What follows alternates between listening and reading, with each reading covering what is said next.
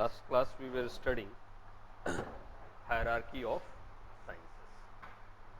In this hierarchy of sciences, we read that Auguste Comte arranged different disciplines in ranks, and the rank is such that the complexity is increasing. So, mathematics is the simplest, and as you move down, the complexity of the subject matter is increasing.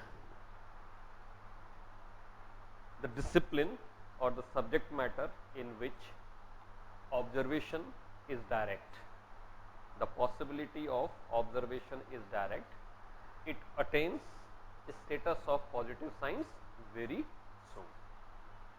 But as you move forward, because of the dependence on the previous discipline, the complexity increases and also the character of subject matter changes, right. This we had said, these are the subjects that deal with the objects of nature, and that is why they are called as positive science also. It is not the only reason. The reason for them being called as positive science, because a universal kind of law or generalization has been possible here. After that, we came to the discipline that deals with the human behavior, right. Economics studies the aspects of human behavior that deals with the production and distribution of material goods. Polity is study of aspects of human behavior that deals with the power relationship. Psychology is the study of that aspect of human behavior that deals with the attitude, personality, and sociology we were silent, right.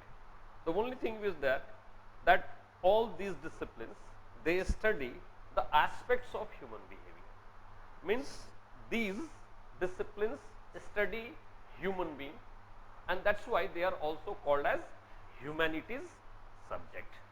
A discipline that studies human behavior or human being, that comes under the category of humanities.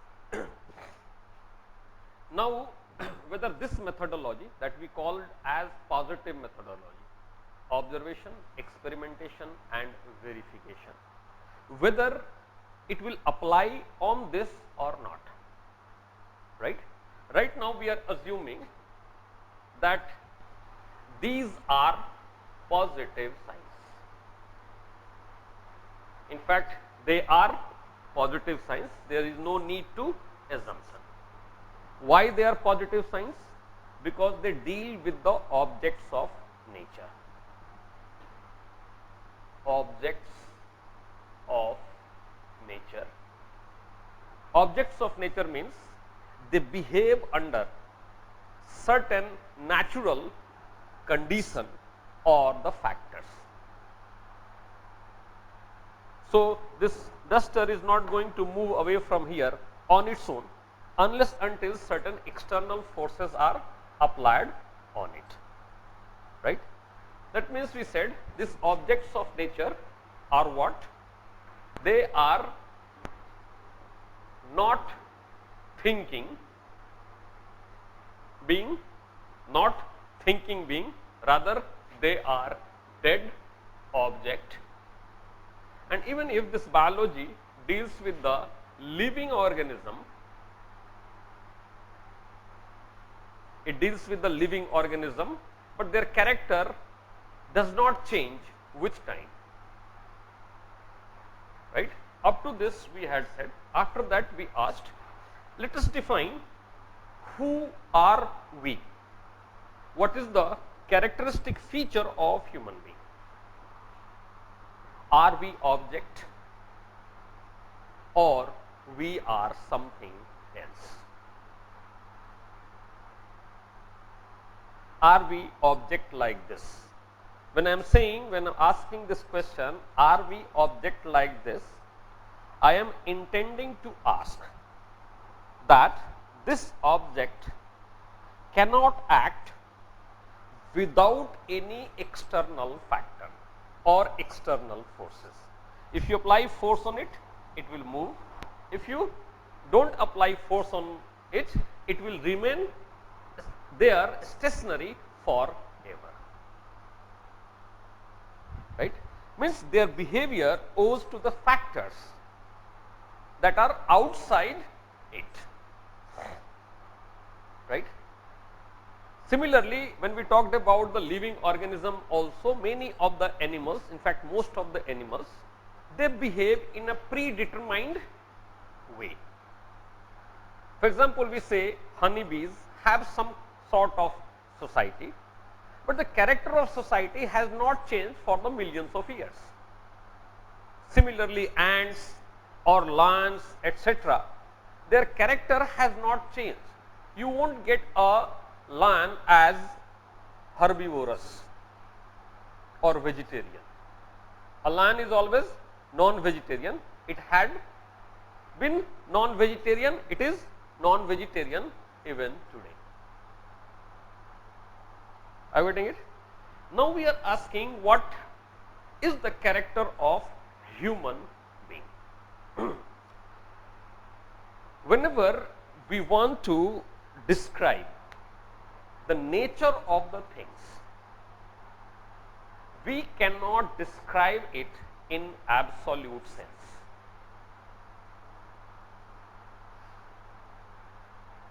If we want to understand the nature of any object, anything, you just cannot isolate it completely from the rest of the world, rest of the universe, and then you could describe its feature. What I mean to say, there is an approach in sociology that is known as structuralism.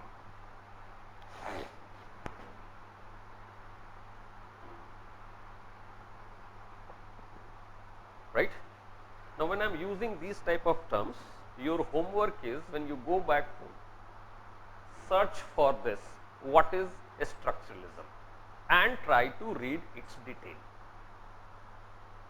Are you getting it? This structuralism or structuralist approach was provided by a person called E. Levi-Strauss.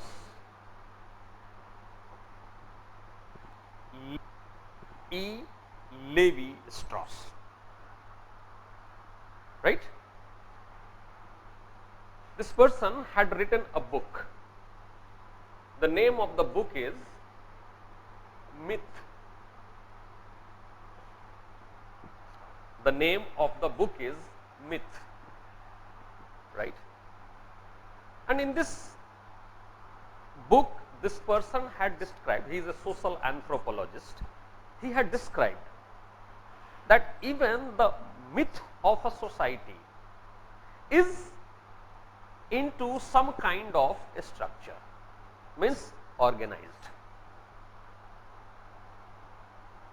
Right? We are not concerned about the contents of this book that much. What we are concerned about, he says one thing.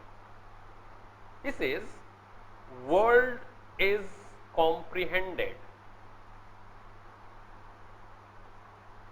in terms of binary opposites.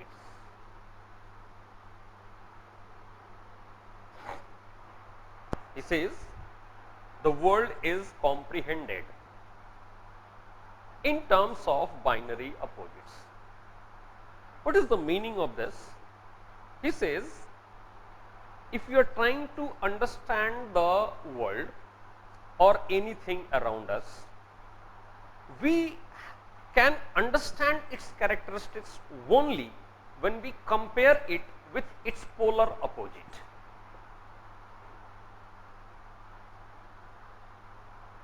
What is the meaning of this? He is saying, suppose I want to understand what are the features of day. Then, what are the features of day? Right?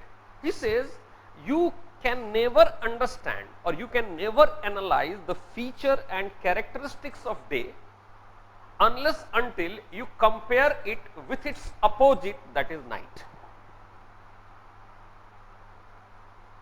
A high tide, what is the meaning of high tide cannot be properly understood if we do not compare it with the low tide. Life cannot be understood if we do not contrast it with death.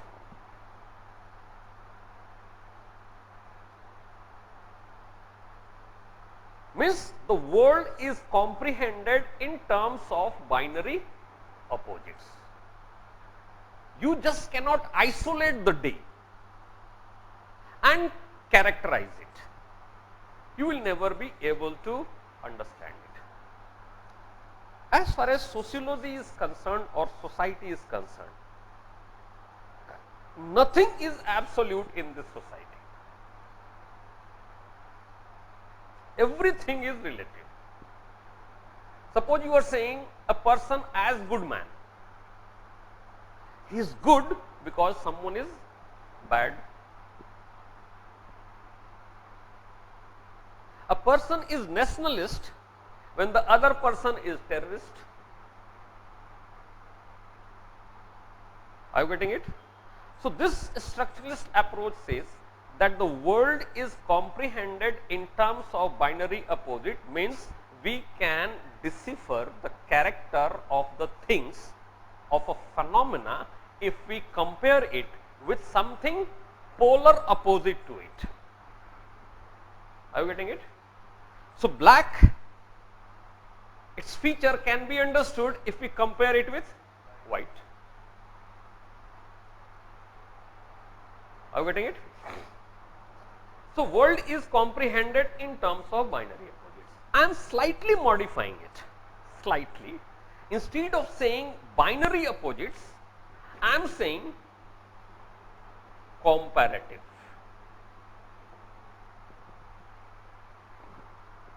By comparing with something else. We want to understand the human character. We want to understand the human character. Who are we? What are our features? What is our characteristics? Right? We can understand it. We can analyze it. One human being, if you compare with these inorganic objects, man or human being, its characteristics can be discovered if we compare it with something which is of dead nature. Right? So one is dead object. We are comparing it. Instead of dead, simply write objects. Other objects, inorganic material. Are you getting it? The second comparison we can make by comparing it with the other living organism. Other living organism.